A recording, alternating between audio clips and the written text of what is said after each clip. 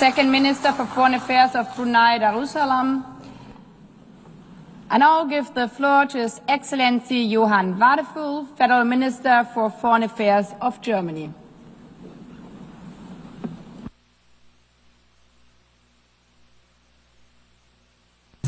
Madam President, it's a pleasure to see you and a pleasure to see you in this role. Excellencies, on December 10, 1932, a friend picked up Albert Einstein and his wife at their house near Berlin. Together they traveled to the German port city of Bremen. Albert and Elsa Einstein boarded a ship to North America. He planned to accept a 3-month position as visiting professor at the California Institute of Technology. Albert Einstein, one of the greatest physicists of all time, would never return to Germany. Only weeks later, the Nazi Party came to power. Excellencies, this year marks 80 years since the San Francisco Conference and the founding of the United Nations. The Holocaust and the World War, started by Germany, taught us that the denial of human dignity destroys lives, nations, cultures. The founders of the UN came together in the belief that the defense of freedom strengthens our shared humanity. It was a belief in a world order that gave my country the opportunity to be engaged for peace, prosperity and security and the family of nations, the United Nations. As Germans, we are deeply grateful for this opportunity. But it also means we feel particularly responsible for our United Nations. As Albert Einstein wrote in 1947, quote, "No international organization can be stronger than its component parts want it to be." In other words, it is up to us, the member states. We are the United Nations. We want these United Nations to be strong. Today my country is running again for a seat as a non-permanent member of the Security Council for 2027-28 term.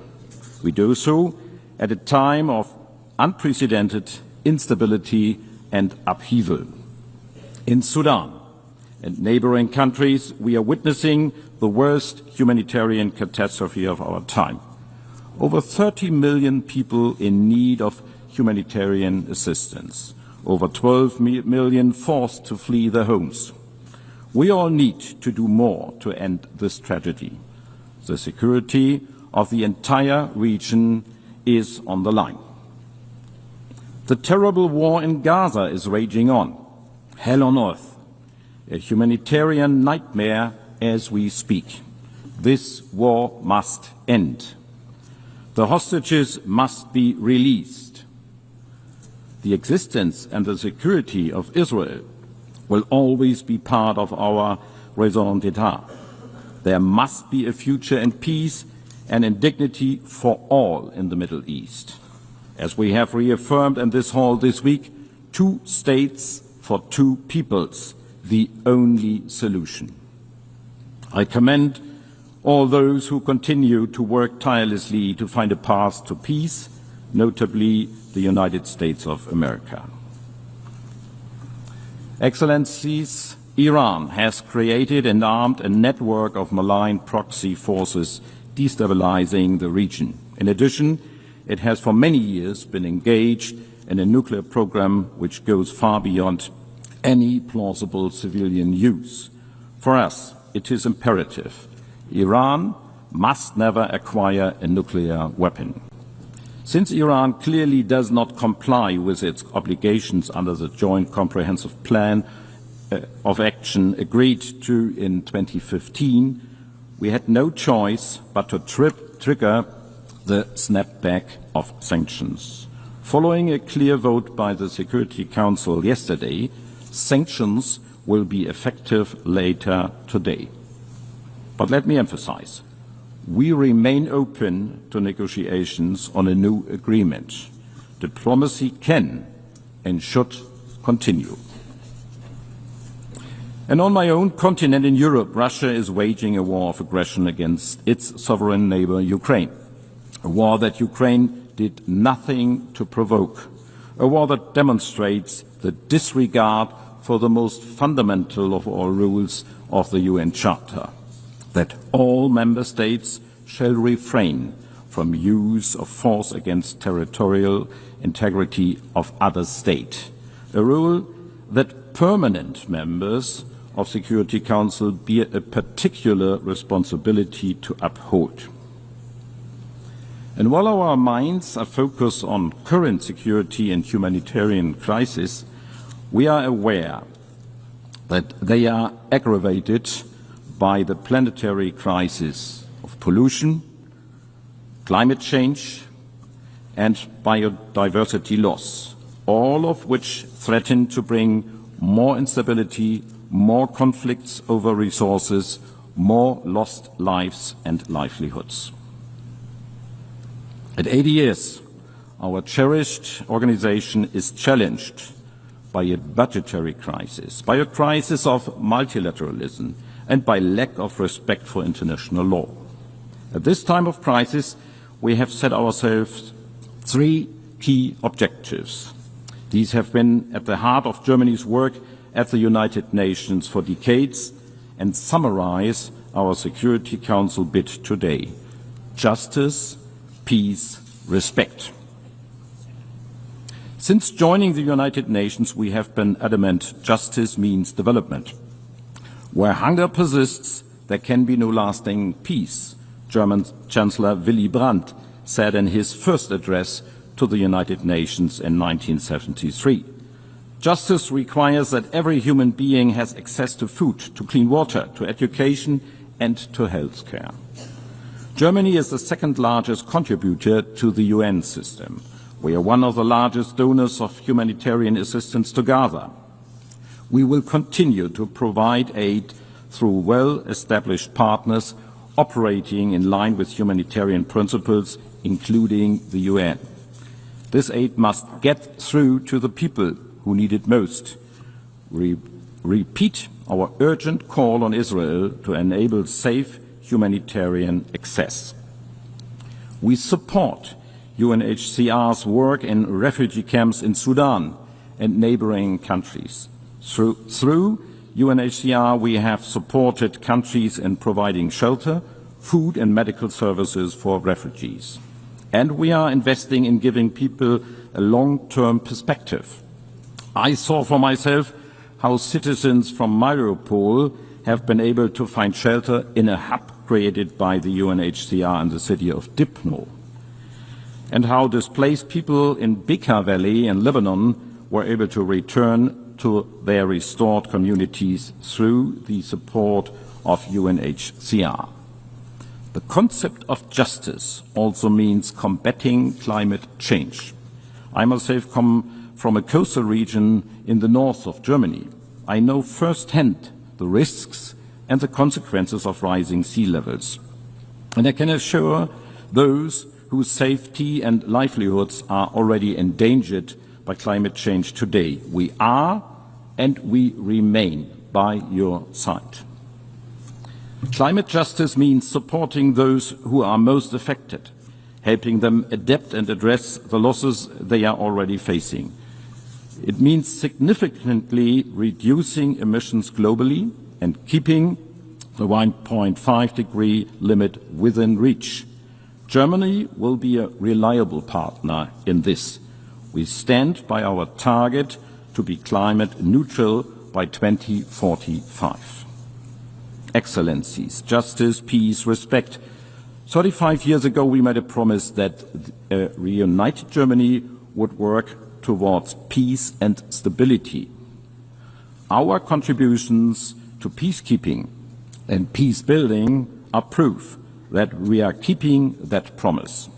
German troops, police officers and personnel have served in 14 peacekeeping missions over the last 3.5 decades. As we speak, the German military is contributing the maritime component of UNIFIL off the shores of Lebanon.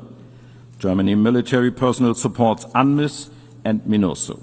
And we are contributing financially to the security of Haiti, where gangs are terrorizing the civilian population, a situation where the UN has an essential role to play for peace and security. We are proud that highly qualified German nationals are making the UN system work and involved in important positions. Germany will continue to provide skilled personnel to the UN system, working for peace, development and human rights at all levels. We are the largest donor for UN peacebuilding. Germany is chairing the Peacebuilding Commission until January of next year. This is in line with our long-standing commitment to support national peacebuilding and conflict prevention efforts, because we are convinced that resilient civil societies and strong institutions are essential for addressing the root causes of conflict and for building peace in the long run. The Women, Security and Peace agenda provides an essential contribution in that regard. Justice, peace, respect. Respect for the Charter of the United Nations, its fundamental goals and principles that we have all pledged to uphold. It is here in New York, in the halls of the United Nations, that all these nations come together to discuss peaceful solutions to conflicts around the world. This is where we unite. This is us.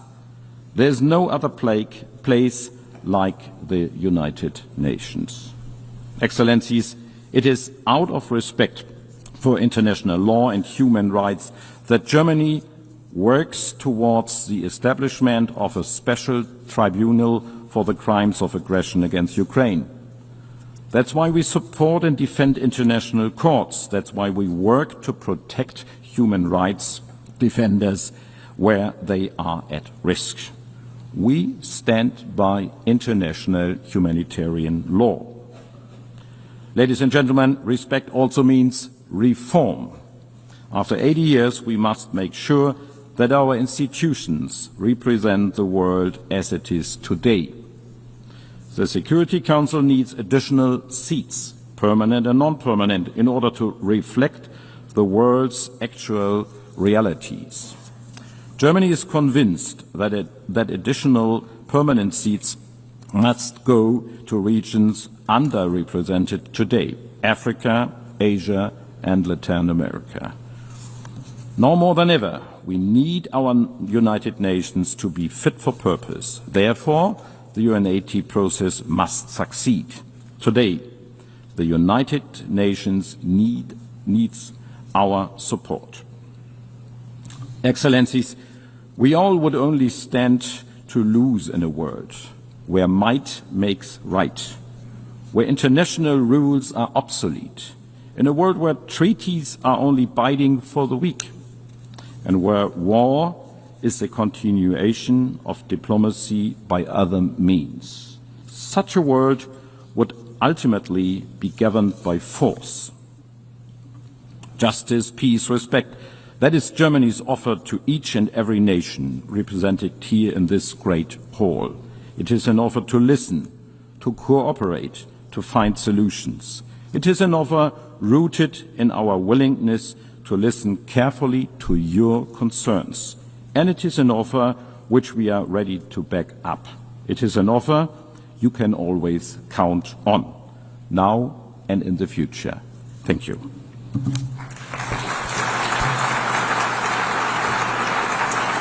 I thank the Federal Minister for Foreign Affairs of Germany.